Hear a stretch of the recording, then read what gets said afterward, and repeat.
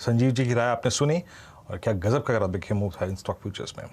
अच्छा, इस बीच इस महंगी गैस के इश्यूज से थोड़ा अगर बाहर निकलें तो अब आप कुछ स्टॉक्स में और स्विंग आ रहा है। अदानी एंटरप्राइजेस अब करीब करीब 15% ऊपर, मैं ट्रेड नहीं ले रहा हूँ लेकिन याद रखिएगा it's now up 15% upper freeze. और अगर आप देखें स्टॉक्स को, अदानी पोर्ट्स अब 10% के अपर फ्रीज पे हैं एट 687, और अंबुजा सीमेंट्स और ये अभी भी अगर आप देखें तो 14 ट्रेजेक्ट्री में, मतलब अभी और ऊपर बढ़ सकते हैं। बट यस, अदानी एंटरप्राइजेस और पोर्ट्स दोनों टेम्परेरी फ्रीज पे लग चुके हैं।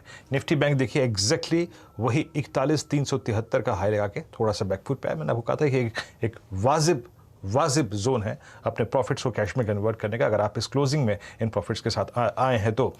अब लेके आइए एक स्टॉक और जो कि अच्छा मूव दे रहा है, बैंक ऑफ बड़ौदा। बैंक्स में शायद मेरे ख्याल से ये चर्चा सीमित रहेगी। बैंक ऑफ बड़ौदा और Canara bank PSU banking basket में 306। अब चल इतना चुके हैं ना कि मैं इसमें रिवॉर्ड कोई नहीं ढूंढ पा रहा हूं। मैं इसलिए अगर आप देखें कुछ और स्टॉक्स को लोकेट करने की कोशिश कर रहा हूं। Let's take Godrej properties 1177 day high पे, first time I think in last लगभग समझ लीजिएगा कि 20 दिन में इसने अपना 20 डे में काटा। इसी स्पेस का डीएलएफ लेके आइए। अब से कुछ देर पहले उसने भी एक इंट्राडे हाई क्रिएट किया करीब 361 रुपए का। मानस, इन स्टॉक फ्यूचर्स में कोई विजिबिलिटी नजर आ रही है आपको किसी ट्रेड के प्रोस्पेक्टिव से, स्पेशली डीएलएफ? देखिए, रियलिटी स्पेस के स्टॉक डेफिनेटली अच्छे लग रहे हैं। मैंने आज उस पर एक ओबराय रियलिटी पे भी रिकमेंडेशन दिया, जहां पर एक फ्रेश ब्रेकआउट ऑलरेडी देखने को मिला है। यहाँ पर आई थिंक आप एक लॉन्ग ट्रेड ले सकते हैं।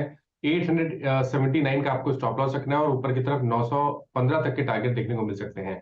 जहां तक बात डीएलएफ की, डीएलएफ में भी 20 डे मूविंग एवरेज को डीएलएफ ने रिगेन कर लिया है, और अब मैं समझता हूँ कि ये 200 डे मूविंग एवरेज जो कि 370 रुपए के आसपास है, उसकी तरफ जाने की कोशिश कर रहा है। तो करंट लेवल्स पे यहाँ पर भी खरीदारी कर सकते हैं। आपके स्टॉप लॉसेस 357 के रहेंगे।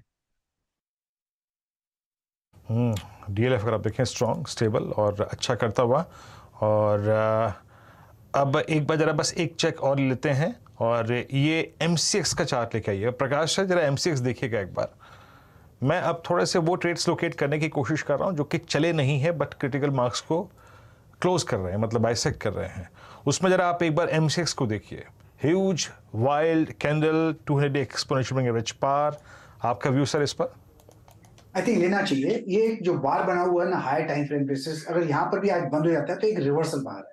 सेटअप नेक्स्ट वीक अच्छा है।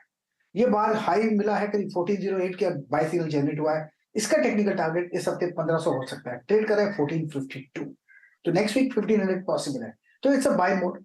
कहाँ लगा है स्टॉक? 1420 बस बहुत है। एमसीएक्स में एक इंटरेस्टिंग अपॉर्चुनिटी आपके सामने पेश होती हुई तो उस पर एक नज़र आपकी रहे। अच्छा, इस बीच थोड़ी सी और तेज़ी अदानी एंटरप्राइजेज में पोर्ट में साफ देखने को मिल रही है, लेकिन ये लाइफ इंश्योरेंस कंपनियों में भी इंटरेस्ट है। एसबीआई लाइफ स्क्रीन पर रखिएगा, करीब 3% का उछाल इसमें। एचडीएफसी लाइफ, आज जब हम वो फेसबुक लाइव भी कर रहे थे तो उसमें भी कुछ लोग पूछ रहे थे क्या एक अपॉर्चुनिटी है ट्रेड लेने की। कविता, इन दोनों पर टेक्निकली पहले बताइए स्थिति क्या है, फिर मैं होता साहब की राय लूंगी।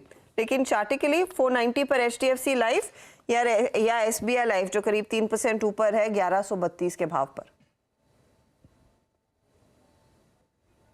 आई थिंक आप म्यूट पर हैं Kavita. SBI life as of now trend अगर आप देखें तो अपने सारे एवरेजेस के नीचे ट्रेड करता हुआ दिख रहा है। आज का जो बुलिश मोमेंटम इसमें बना है वो अपने 10 डे मा को अबाउट टू क्रॉस करने में है।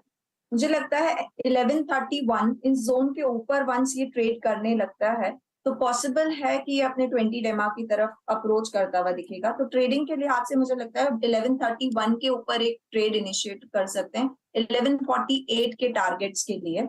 तो टिल टाइम मुझे लगता है 1131 के ऊपर करें और stocks there after one can maintain of 1128 on this. So SBI